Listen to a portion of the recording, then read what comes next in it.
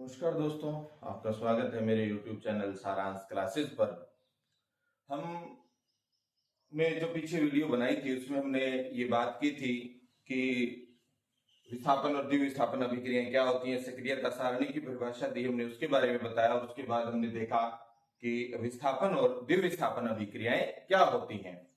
आज जो हमारी दो और इक्वेशन रहेंगी, जो और हमारी केमिकल रिएक्शन रहेंगी, ऑक्सीकरण और अपचयन अभिक्रिया, उसके बारे में हम थोड़ी सी चर्चा करते हैं कि ऑक्सीकरण अभिक्रिया क्या होती है और अपचयन अभिक्रिया क्या होती है।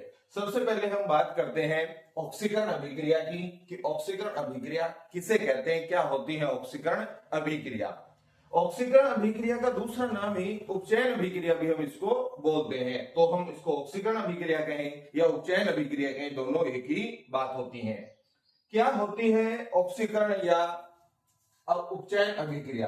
एक सिंपल सी बात मैं आपको बताता हूं कि जब किसी भी शब्द के आगे करण, एक शब्द है जैसे कि एक करण, यदि एक करण जुड़ा हुआ है तो इसका मतलब उस अभिक्रिया में उस पदार्थ की क्या हो जाती है, वृद्धि हो जाती है। जैसे अगर ऑक्सीकरण है तो इसका मतलब किसी भी अभिक्रिया में ऑक्सीजन में क्या हो जाएगी, वृद्धि हो जाएगी। इसी प्रकार यदि हाइड्रोजनीकरण, यदि कहीं नाम आता है कि हाइड्रोजनीकरण अभिक्रिया किसे कहते हैं, तो हाइड्रोजन अभिक्रिया में किसमें करण जुड़ा हुआ है, हाइड्रोजन में। इसका मतलब उस अभिक्रिया में किसमें वृद्धि होगी, हाइड्रोजन में वृद्धि होगी। इसी प्रकार यदि कहीं कहीं हमने सुना होगा क्लोरीनीकरण, क्लोरीनीकरण का मतलब कि कर्ण है किसके साथ जुड़ा हुआ है, क्लोरीन के साथ जुड़ा हुआ है। इसका मतलब कि उस अभिक्रिया में किसकी वृद्धि होगी, क्लोरीन की वृद्धि होती है। तो ठीक इसी प्रकार हम बात करते हैं कि ऑक्सीकरण अभिक्रिया किसे कहते हैं। तो ऑक्सीकरण अभिक्रिया वह रासायनिक अभिक्रिया होती है जिसमें ऑक्सीजन में क्या होती है, वृद्धि हो, और साथ ही साथ हाइड्रोजन में क्या हो, कमी हो। तो वह रासायनिक अभिक्रिया जिसमें ऑक्सीजन में वृद्धि और हाइड्रोजन में कमी होती है, कौन सी अभिक्रिया कहलाती है, ऑक्सीकरण अभिक्रिया। और इसका दूसरा नाम ही क्या है, उपचयन अभिक्रिया कहते हैं। ऑक्सीडेशन इसको बोलते हैं। तो ऑक्सीकरण कहें, उपचयन कहें, एक ही बात होती है। तो किसमें वृद्धि होगी, ऑक्सीजन में वृद्धि होगी, और कमी किसमें होगी, हाइड्रोजन में कमी होगी। ऐसी अभिक्रियाएं क्या कहलाती हैं, ऑक्सीकरण या फिर उपचयन अभिक्रिया कहलाती है। बातें समझ पा रहे हो? अब हम इसका एक उदाहरण देखते हैं, इसका एक एग्जाम्पल देखते हैं। क्या इसका एक उदाहरण होगा?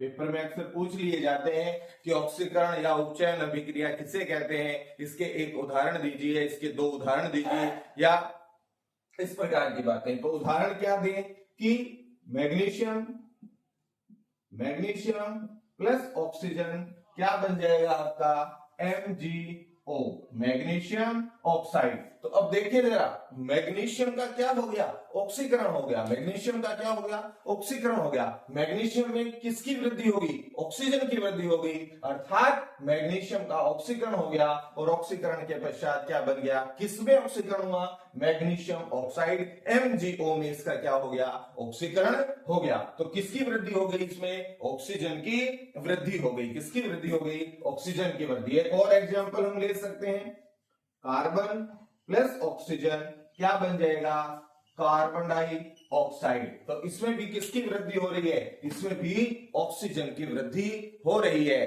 तो ये दोनों ही एग्जांपल किसके होंगे, आपके ऑक्सीडेशन रिएक्शन के होंगे, ऑक्सीकरण अभिक्रिया के होंगे।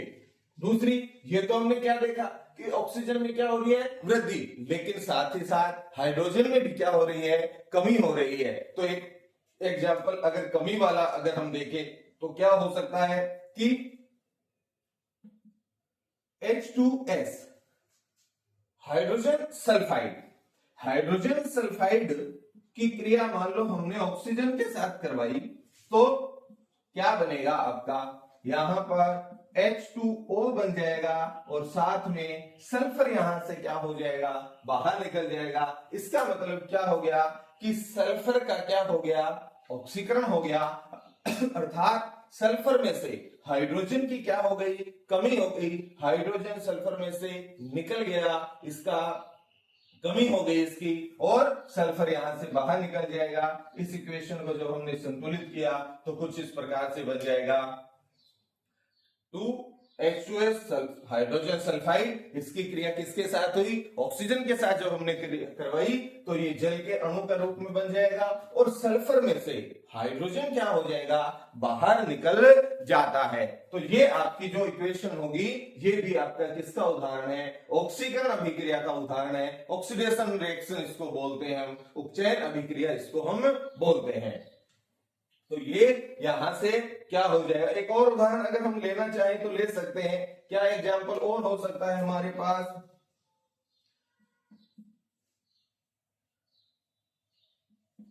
ये सोडियम हाइड्राइड है, NaH है। यहां से क्या होगा कि हाइड्रोजन बाहर निकल जाएगा सोडियम से, और ये जो इक्वेशन बनेगी, ये जो एग्जाम्पल होगा, ये भी एग्जाम्पल आपका कौन सी अभिक्रिया का होगा? ऑक्सीकरण अभिक्रिया का होगा। अर्थात यहां से भी ऑक्सीजन की क्या, हाइड्रोजन की क्या होगी? यहां से कमी हो गई, सोडियम का अब क्या हो गया? ऑक्सीकरण हो गया, सोडियम में से हाइड्रोजन बाहर निकल गया। तो ये सोडियम हाइड्राइड था, सोडियम हाइड्राइड में से सोडियम क्या हो गया? बाहर निकल गया, और कौन सी अभिक्रिया का उदाहरण है? ऑक्सीकरण अभिक्रिया का उदाहरण है। इसी को ही हम उपचयन अभिक्रिया भी बोलते हैं। तो बातें समझ रहे हो? कोई दिक्कत नहीं आ रही है? तो ये हमारी कौन सी अभिक्रिया है? ऑक्सीकरण अभिक्रिया या उपचयन अभिक्रिया। एक इसका ही विपरीत अभिक्रिया जिसको हम क्या बोलते हैं, जो होती है हमारी ऑक्सीकरण, ऑक्सीकरण का या उपचयन का एक दूसरा जो इसकी विपरीत अभिक्रिया होगी, एक ऑक्सीकरण होती है, दूसरा होता है अपचयन अभिक्रिया। तो ये बातें समझ रहे हो? हमने इसके दो उदाहरण देख ली, चार उदाहरण हमने इसके देख लिए, उपचयन अभिक्रिया, और उसके हमने दो ये हमने देख लिया कि ऑक्सीजन में कैसे वृद्धि हो रही, क्या बन रहा है, और इसके बाद हमने दूसरा ये भी देख लिया कि कैसे सल्फर में से और हाइड्रोजन में से, सल्फर में से और सोडियम में से हाइड्रोजन बाहर निकल रही है, हाइड्रोजन की कमी हो रही है, और कौन सी अभिक्रिया बन रही है आपकी? ऑक्सीकरण या उपचयन अभिक्रिया। एक दूसरी अभिक्रिया है जिसको हम रिडक्शन अभिक्रिया, जिसको हम क्या कहते हैं? वो अभिक्रिया आपकी क्या होगी? वो अभिक्रिया होगी आपकी अपचयन अभिक्रिया। तो ये आपकी जो अभिक्रिया होगी वो अभिक्रिया क्या होगी? वो अभिक्रिया होगी आपकी अपचयन अभिक्रिया। कौन सी अभिक्रिया होगी? अपचयन अभिक्रिया होगी। तो ये आपकी जो अभिक्रिया है ये है आपकी अपचयन अभिक्रिया। ये ठीक ऑक्सीकरण की क्या है? विपरीत अभिक्रिया है। ऑक्सीकरण की विपरीत अभिक्रिया कैसे? कि वहां हमने देखा था कि ऑक्सीजन की वृद्धि और हाइड्रोजन की कमी हो रही है। यहां इसके ठीक विपरीत होगा। यहां पर ऑक्सीजन में तो क्या हो जाएगी? ऑक्सीजन में कमी हो जाएगी। ऑक्सीजन में तो क्या हो जाएगी? कमी हो जाएगी। ऑक्सीजन की कमी या ऑक्सीजन में कमी हो, और हाइड्रोजन में क्या हो? वृद्धि हो। हाइड्रोजन में क्या होती है? यदि वृद्धि होती है तो ऐसी अभिक्रिया क्या कहलाती है? आपकी अपचयन अभिक्रिया कहलाती है। कौन सी अभिक्रिया कहलाती है? अपचयन अभिक्रिया कहलाती है। तो ठीक इसकी क्या है? ऑक्सीकरण या उपचयन की ठीक ये क्या है? विपरीत अभिक्रिया है। वहां हमने देखा ऑक्सीजन की क्या हो रही थी? वृद्धि हो रही थी। यहां ऑक्सीजन में क्या हो रही है?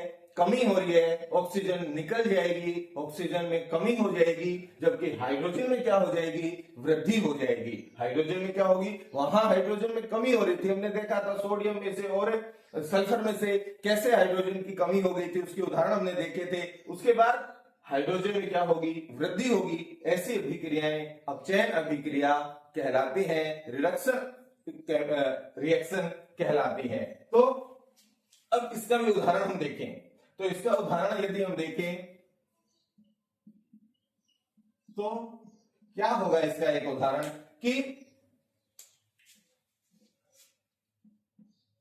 मैग्नीशियम ऑक्साइड है। इस मैग्नीशियम ऑक्साइड में से ऑक्सीजन की क्या हो जाएगी? कमी हो जाएगी, मैग्नीशियम अलग हो जाएगा और यहां से ऑक्सीजन की कमी हो जाएगी और आपका जो मैग्नीशियम है इस मैग्नीशियम का क्या हो जाएगा, अपचयन हो जाएगा। अपचयन क्यों हो गया, क्योंकि मैग्नीशियम में से ऑक्सीजन की क्या हो गई, कमी हो गई। और ये जो एग्जाम्पल होगा ये आपका कौन सी अभिक्रिया का होगा, अपचयन अभिक्रिया का होगा। एक और उदाहरण हम लेना चाहें तो ले सकते हैं CO2 कार्बन डाइऑक्साइड, यहां से भी कार्बन में से ऑक्सीजन की कमी हो जाएगी, तो ये भी जो एग्जाम्पल होगा ये भी हमारा किसका होगा, अपचयन अभिक्रिया का होगा। इसमें से भी ऑक्सीजन की क्या हो रही है, कमी हो रही है। तो ये दोनों उदाहरण किसके हैं, आपके अपचयन के हैं। हाइड्रोजन में क्या होगी, वृद्धि होती है। हाइड्रोजन में क्या होगी, वृद्धि। तो इसका एक एग्जाम्पल हम क्या ले सकते हैं, इसका एक एग्जाम्पल हम ले सकते हैं कि CH2 डबल बॉन्ड CH2, ये आपका एथीन है। ये क्या है, आपका एथीन है। इस एथीन की क्रिया जब हम हाइड्रोजन के साथ करवा देंगे निकेल और प्लेडियम उत्प्रेरक की उपस्थिति में, तब भी क्या होगा कि ये जो एथीन है इस एथीन में किसकी वृद्धि हो गई, हाइड्रोजन की। और ये एथीन से क्या बन जाएगा, CH3 सिंगल बॉन्ड CH3, ये आपका क्या बन गया, एथेन बन गया। ये क्या बन गया, आपका एथेन बन गया। तो ये जो उदाहरण है ये भी आपका किस अभिक्रिया का उदाहरण है, एथीन से एथेन का निर्माण होना, हाइड्रोजन की क्या हो जाना, वृद्धि हो जाना, ये भी आपका अपचयन अभिक्रिया का क्या है, उदाहरण है। यहाँ ऑक्सीजन की कमी हो रही है, यहाँ हाइड्रोजन में क्या हो रही है, वृद्धि हो रही है। तो ये भी आपका किसका उदाहरण होगा, ये भी आपका अपचयन अभिक्रिया का एक उदाहरण है। तो हमने बात की ऑक्सीकरण और अपचयन अभिक्रिया की, ऑक्सीकरण और अपचयन अभिक्रिया की। अब इन दोनों अभिक्रियाओं से मिली हुई एक और अभिक्रिया होती है जिस पर हम बात करेंगे कि वो क्या होती है, कि ऑक्सीकरण भी हो और अपचयन भी हो। वो अभिक्रिया क्या कहलाती है, कि जिसमें ऑक्सीकरण भी हो और क्या हो, अपचयन भी हो। ऐसी अभिक्रियाओं को हम क्या कहते हैं, इसके बारे में थोड़ी सी हम बात करते हैं कि ऑक्सीकरण और अपचयन क्या दोनों अभिक्रियाएं भी साथ साथ हो सकती हैं, क्या ऐसा भी संभव हो सकता है कि दोनों अभिक्रियाएं एक साथ हों, उसको हम क्या कहते हैं, उसके बारे में भी हम बात करते हैं। एक और आपका अभिक्रिया है जिसको हम कहते हैं रेडॉक्स अभिक्रिया, जिसे हम क्या कहते हैं, रेडॉक्स अभिक्रिया इसको हम कहते हैं। अर्थात ऑक्सीकरण अपचयन अभिक्रिया या उपचयन अपचयन अभिक्रिया, या संयुक्त रूप से हम इसको क्या बोल सकते हैं, रेडॉक्स अभिक्रिया इसको बोलते हैं। वार्षिक परीक्षा की दृष्टि से ये एक महत्वपूर्ण अभिक्रिया है कि रेडॉक्स अभिक्रिया किसे कहते हैं, रेडॉक्स अभिक्रिया का उदाहरण दीजिए। तो रेडॉक्स अभिक्रिया किसे कहते हैं, कि वह रासायनिक अभिक्रिया, रेडॉक्स में क्या होगा, कि वह रासायनिक अभिक्रिया जिसमें क्या हो, ऑक्सीकरण और अपचयन दोनों अभिक्रियाएं उसी एक इक्वेशन में हमें दिखाई देंगी, एक साथ होते हैं। ऑक्सीकरण भी होगा और दूसरे चरण में आपका अपचयन भी होगा। तो ऐसी रासायनिक अभिक्रियाएं जिसमें ऑक्सीकरण और अपचयन दोनों अभिक्रियाएं साथ साथ चलती हैं, क्या कहलाती हैं, रेडॉक्स अभिक्रिया कहलाती हैं। तो रेडॉक्स अभिक्रिया क्या होगी, कि जिसमें दोनों अभिक्रियाएं ऑक्सीकरण भी और अपचयन भी दोनों अभिक्रियाएं जब साथ साथ चलें, ऐसी अभिक्रिया को रेडॉक्स अभिक्रिया हम कहते हैं। एक उदाहरण के द्वारा भी हम समझे, पहले मैं इसकी परिभाषा यहां पर लिख देता हूं कि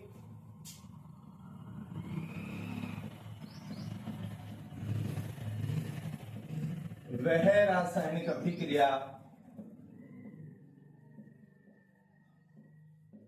वह रासायनिक अभिक्रिया जिसमें, वह रासायनिक अभिक्रिया जिसमें ऑक्सीकरण, जिसमें